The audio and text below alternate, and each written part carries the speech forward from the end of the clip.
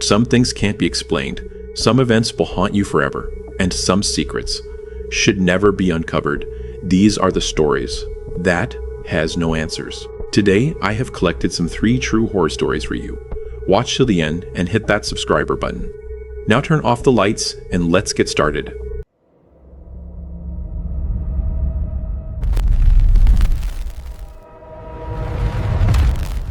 I'm writing this because I need to get it out of my head, and honestly, I don't know who else to tell. I'm 26, living in Minneapolis, and up until 3 weeks ago, I thought I had a pretty good handle on my life. I work remotely as a data analyst, which means I spend most of my time at home. That detail matters. About 6 months ago, I moved into this older duplex in the Whittier neighborhood. It's one of those classic Minneapolis houses built in the 1920s, hardwood floors, radiator heat, the works. The landlord, Gary, is this retired guy in his 60s who owns a handful of properties around the city. Nice enough, a little scattered, but he keeps the rent reasonable and doesn't ask too many questions. The duplex is split into 2 units, mine on the main floor and second story, and supposedly an empty unit in the basement that Gary uses for storage. I say supposedly because I've never actually been down there. When I signed the lease, Gary mentioned the basement was off limits. He said it was cluttered with old furniture, some personal stuff from previous tenants, and that he was planning to clean it out eventually. He even joked about it being a fire hazard and said he'd knock $50 off my rent if I promised not to bother him about it. Seemed like a fair trade to me. I had no reason to go down there anyway.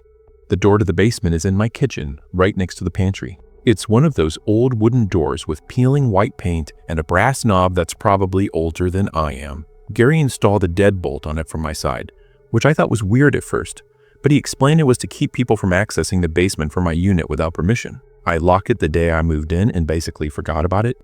Everything was fine for the first few months. I settled into a routine work during the day, cooked dinner, watched Netflix, occasionally meet up with friends on the weekends. The house had its quirks, sure. The radiators would clank and hiss at night. The floorboards creaked when the temperature dropped, and sometimes I'd hear what sounded like settling noises from the walls. Old house stuff. Nothing that bothered me. But then, about 2 months ago, I started noticing the smell. It was faint at first, and I only caught it in the kitchen. It smelled like, I don't even know how to describe it. Damp concrete maybe, mixed with something vaguely organic. Not quite mold, not quite rot, but something in that family. I checked under the sink, thinking maybe there was a leak or some old food caught in the garbage disposal, but everything looked fine. I even bought one of those plug-in air fresheners and stuck it near the basement door, figuring it was just the mustiness seeping up from below. The smell would come and go. Some days I wouldn't notice it at all. Other days, especially in the evening, it would be strong enough that I'd open the kitchen window even though it was freezing outside. I thought about texting Gary, but I didn't want to be that tenant who complains about every little thing. Plus, it wasn't that bad, just annoying. Then, one night in late November, I heard the footsteps. I was in bed, scrolling through my phone when I heard it. A soft, deliberate thud from somewhere below me. I froze, listening. Another thud, then another. Slow, measured footsteps, like someone pacing back and forth. My first thought was that it was coming from outside, maybe someone walking past the house. But the sound was too muffled, too interior. It was definitely coming from inside the building, and the only thing below my bedroom was the basement. I sat there for a good 5 minutes just listening. The footsteps would stop for a while, then start again. Never fast, never frantic, just walking. Eventually, they stopped altogether, and I convinced myself I'd been hearing things. Maybe it was the radiators, or the house settling, or even a raccoon that had somehow gotten into the crawl space. Old houses make weird noises. I'd read that somewhere. But then it happened again the next night, and the night after that. Always around the same time between 10:30 and 11 p.m. Always the same slow, deliberate rhythm. I started keeping my headphones on at night just to drown it out, but even then I could feel it, that low vibration of weight shifting across floorboards. I finally texted Gary about it, kept it casual, didn't want to sound paranoid. I just said I'd been hearing some noises from the basement and asked if he'd been down there recently, maybe moving stuff around. He responded the next morning, haven't been by in weeks. Probably just the heating system. Those old boilers can be loud. Except I knew what the boiler sounded like, and it didn't sound like footsteps. I thought about pushing back, asking him to come check it out, But something stalked me. Maybe I didn't want to seem crazy. Maybe I didn't want to admit how unsettled I actually was. Either way, I dropped it. The footsteps continued. I started timing them, keeping a log on my phone like some kind of paranoid investigator. Always between 10:30 and 11, usually lasting about 15 to 20 minutes. And always coming from directly below my bedroom. Then, about 3 weeks ago, I started noticing other things. Small things at first. The deadbolt on the basement door would be unlocked in the morning, even though I distinctly remembered locking it the night before. I thought maybe I was just forgetting, so I started making a point to check it before bed. But it kept happening. I'd lock it at night, and in the morning, it would be unlocked. I even took a photo with it one night, locked, just to confirm I wasn't losing my mind. The next morning, it was unlocked. That's when I started getting really freaked out, because either I was sleepwalking and unlocking it myself, which I've never done in my entire life, or someone else was unlocking it from the other side, but that didn't make sense. The deadbolt was on my side of the door. There was no way to unlock it from the basement unless someone came up through my apartment. I checked the door itself, looking for any signs of tampering. The wood around the lock was old and splintered in places, but there were no fresh marks, no scratches, nothing to suggest anyone had forced it open. I even considered that maybe the lock was faulty, that it was somehow coming undone on its own. But when I tested it, the mechanism worked perfectly fine. I thought about changing the lock, but I didn't want to deal with Gary's potential reaction. And honestly, part of me didn't want to do anything that might escalate the situation. As long as the door stayed closed, I could pretend everything was fine. Except the door didn't stay closed. Last Monday night, I woke up at 2:47 a.m. I know the exact time because I checked my phone the second I opened my eyes. I don't know what woke me up. No sound, no nightmare, just this sudden, overwhelming sense that something was wrong. I lay there in the dark listening. The house was completely silent. No radiators, no wind, nothing. Just that heavy, oppressive silence that feels like it's pressing down on you. And then I heard it. A soft click from downstairs. I sat up in bed, my heart already pounding. I knew that sound. It was the sound of the basement door closing. I didn't move. I just sat there, frozen, listening. For a long time, there was nothing. Then, very faintly, I heard it. Footsteps. Not from below me this time, but from downstairs. In my kitchen. Someone was in my apartment. I don't know how long I sat there, paralyzed with fear. It felt like hours, but it was probably only a few minutes. The footsteps were slow, deliberate, moving around the kitchen. I heard the faint creak of the floorboards, the soft shuffle of weight shifting from one foot to the other. And then, silence again. I grabbed my phone, hands shaking, and pulled up Gary's number. But I didn't call, because what was I going to say? That I thought I heard someone in my apartment? That I was too scared to go check? Instead, I opened my bedroom door as quietly as I could and listened. Nothing. I crept to the top of the stairs and looked down into the darkness of the first floor. The kitchen light was off. I always left it on, but I could see the faint outline of the basement door. It was open, just slightly, maybe 6 inches, enough that I could see the darkness beyond it. I didn't go downstairs. I went back to my room, locked the door, and didn't sleep for the rest of the night. When the sun finally came up, I went downstairs and checked the entire apartment. Nothing was missing. Nothing was disturbed. The basement door was closed again, and the deadbolt was locked. I called Gary that morning and told him I needed him to come check the basement. I didn't explain why, just said it was urgent. He sounded annoyed, but he agreed to stop by that afternoon. When he showed up, he had his key ring and a flashlight. I followed him to the kitchen and watched as he unlocked the basement door and headed down. I didn't go with him. I couldn't. He was down there for maybe 10 minutes. When he came back up, he looked uncomfortable. "Everything okay down there?" I asked, trying to keep my voice steady. He shrugged. "Yeah, just a mess like I said." "Why, what's going on?" I told him about the footsteps, about the door being unlocked, about hearing someone in my kitchen.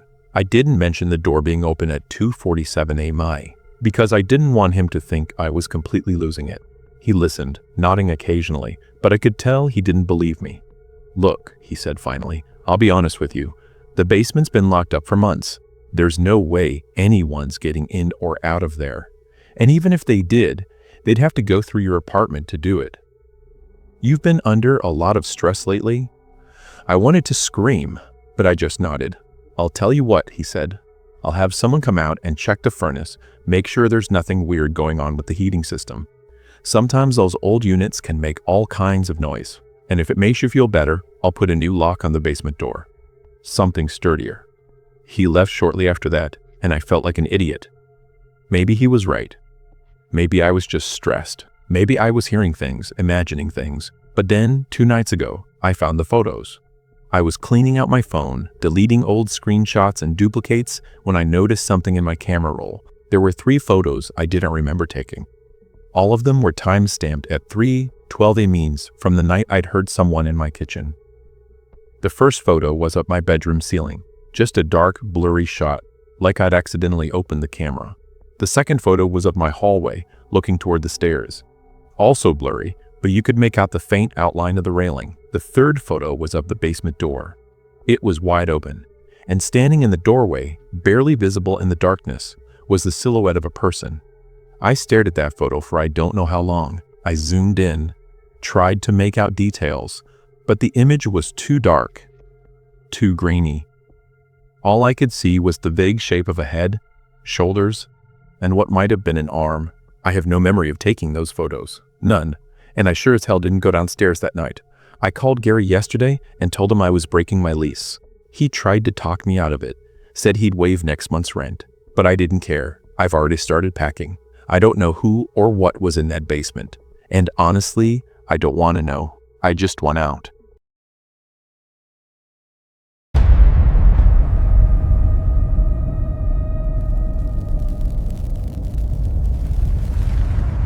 This happened during the summer of 2019, right after I'd finished my sophomore year of college.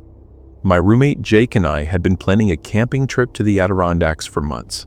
We weren't exactly experienced outdoorsmen, but we figured we could handle a few nights in the woods. Jake's older brother Eric had done some backcountry camping up there and recommended a trail that led to an old fire lookout tower. He said the views were incredible and that hardly anyone used the trail anymore. We drove up from Syracuse on a Thursday morning, stopping at a ranger station to grab a trail map and check conditions. The ranger, an older guy with a thick gray beard, seemed surprised when Jake mentioned where we were headed. He asked if we camped in that area before, and when we said no, he got this look on his face like he wanted to say something, but thought better of it. Instead, he just reminded us to hang our food properly and said cell service was non-existent once we got past the trailhead. The hike-in took longer than we expected. The trail was overgrown in places, like it really didn't see much traffic. We passed a few day hikers on their way out during the first mile, but after that, we didn't see another person. Around 4 in the afternoon, we reached the fire tower. It was this skeletal metal structure, probably 60 feet tall, with a small enclosed cabin at the top. The whole thing was covered in rust and looked like it hadn't been maintained in decades. There were faded warning signs at the base saying the tower was unsafe and closed to the public. We set up camp about 50 yards from the tower, in a small clearing surrounded by dense pine trees. The sun was already starting to dip below the tree line, and the temperature dropped faster than I expected. We got a fire going and made dinner, joking about how we were probably the only people for miles. That actually felt pretty cool at first, like we'd really gotten away from everything. It wasn't until after dark that things started feeling off. We were sitting by the fire when Jake suddenly stopped mid-sentence and held up his hand. I listened and heard what he'd heard, footsteps on metal. Someone was climbing the fire tower. The sound was unmistakable, that hollow clang of boots on metal stairs echoing through the quiet woods. I grabbed my flashlight and pointed it toward the tower, but I couldn't see anyone. The sound continued, steady and rhythmic, climbing higher. Then it stopped. For maybe 30 seconds, there was complete silence. Then the footsteps started again, this time descending.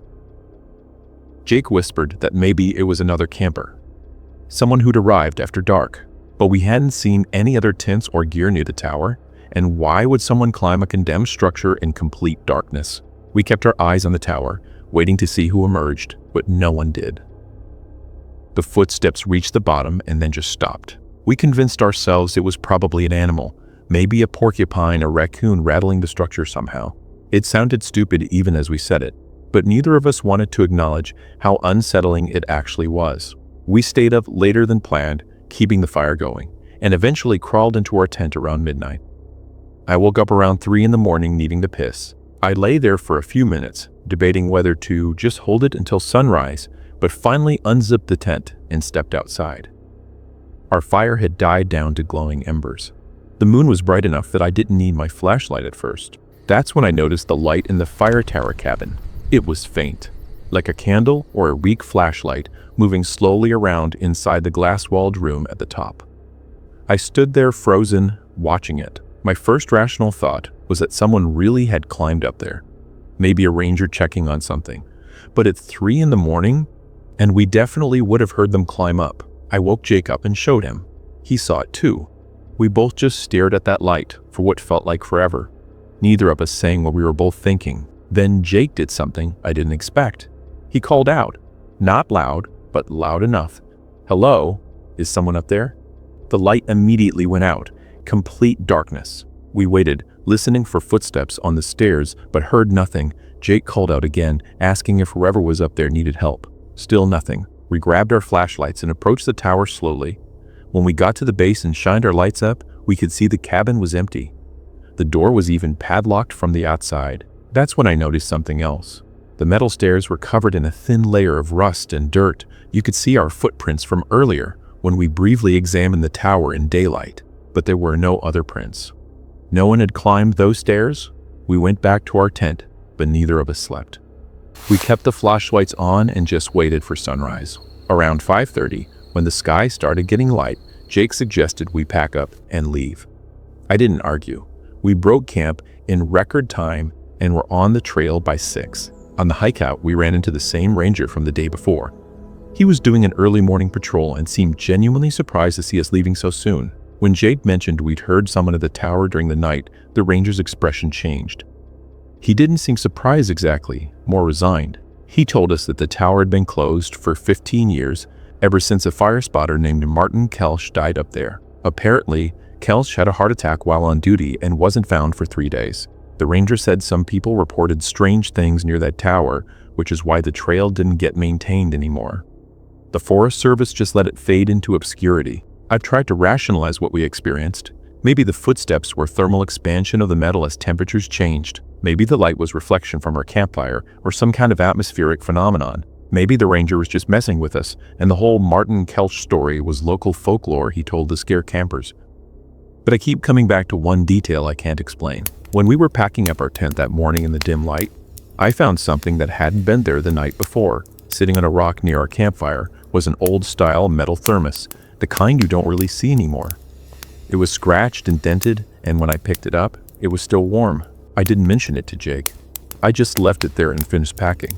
We never talked about that trip again, and we never went camping together after that. I still have the photos on my phone from the hike in, including a few of the fire tower. Sometimes I zoom in on the cabin windows, looking for something I might have missed. There's never anything there, but I keep checking anyway.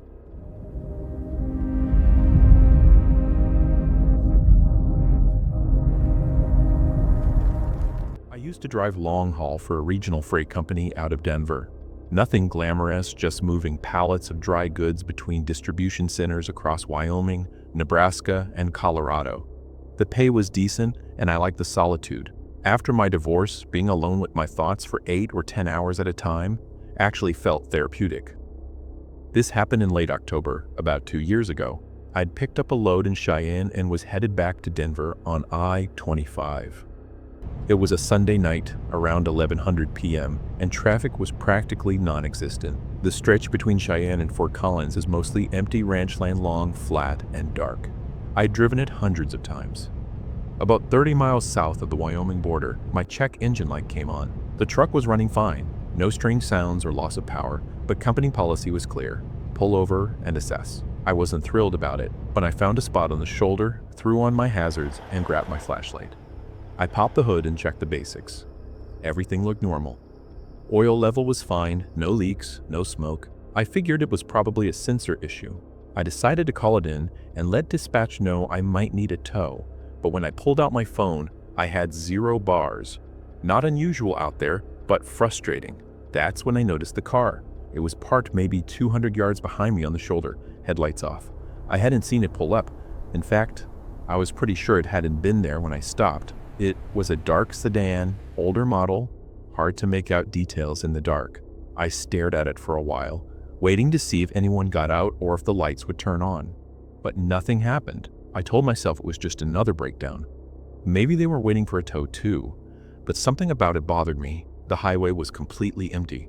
No other cars in either direction, and yet this car just happened to stop near me.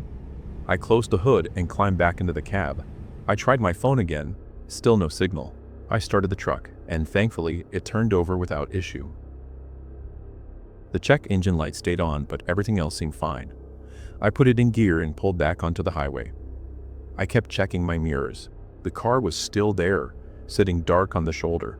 I watched it shrink in the distance, and I felt a small wave of relief. About 5 minutes later, I saw headlights behind me. At first, I didn't think much of it. But then I realized those headlights were coming up fast, way too fast. Within seconds, the car was right on my bumper. I couldn't see much in the glare, but I was pretty sure it was the same sedan. I was in the right lane, going about 65. The left lane was wide open. There was no reason for this person to be riding my tail like that. I tapped my brakes lightly, just to flash my lights and signal them to back off or pass. They didn't. Instead, they got closer. I felt my chest tighten. I sped up a little, pushing 70. The car stayed glued to me. I kept glancing in my mirrors, trying to see inside their vehicle, but the headlights were too bright. Then they started flashing their high beams. On and off, over and over. It was aggressive, deliberate. My hands were sweating on the wheel. I didn't know what they wanted, but I knew it wasn't good. I thought about pulling over, but that felt like the worst possible option. We were in the middle of nowhere. No other cars, no lights, no civilization for miles. If I stopped, I'd be trapped. So I kept driving. The flashing continued for another minute or so, and then suddenly, the car swerved into the left lane.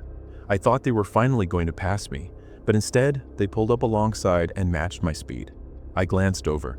The windows were tinted, but I could make out the silhouette of the driver. They were looking right at me. Then, slowly, they rolled down their passenger window. My heart was pounding. I didn't know what was about to happen. Were they going to yell at me, throw something, pull a weapon?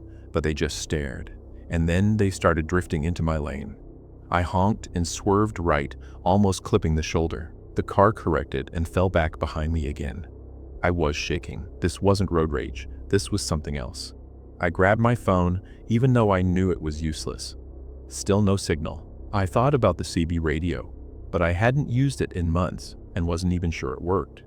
The car behind me flashed its lights again, then suddenly accelerated and pulled alongside me a second time. This time, they didn't drift. They just paced me. Windows still down, driver still staring.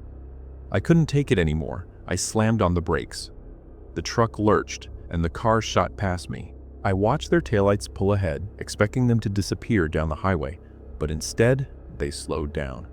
And then, they stopped. Right in the middle of the left lane. I was still rolling at about 30 miles per hour, trying to figure out what to do.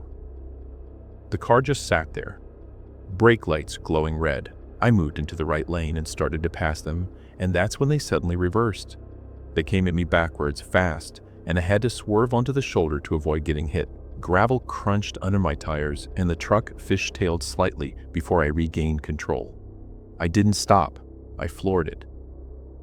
The truck's engine roared, and I pushed it up past 80. In my mirrors, I saw the car turn around and start chasing me again. They were faster than I was. Within a minute, they were back on my bumper. I was genuinely terrified. I kept thinking about all the true crime stories I'd heard, people getting run off the road, carjackings worse. My mind was racing through options. There was an exit coming up in about 10 miles car, I think. But I didn't know if there'd be anything open or anyone around. Then I saw lights ahead. Faint, but definitely there. As I got closer, I realized it was another truck, a big rig, moving slow in the right lane. I've never been so happy to see another human being in my life. I pulled up behind the truck and stayed there. The car that had been chasing me slowed down, fell back, and then, just like that, exited the highway at the next off-ramp. I watched them disappear, and I felt like I could finally breathe again. I stayed behind that other truck for the next 20 miles, all the way to the car exit, where I finally pulled off and found a gas station. I sat in the parking lot for a while, just trying to calm down. I called dispatch on the station's payphone and told them what happened. They advised me to file a police report, which I did the next day, but nothing ever came of it. I still drive that route sometimes, and every time I do, I think about that car. I never found out who was driving or what they wanted. Maybe it was just some psycho getting their kicks. Maybe it was something worse.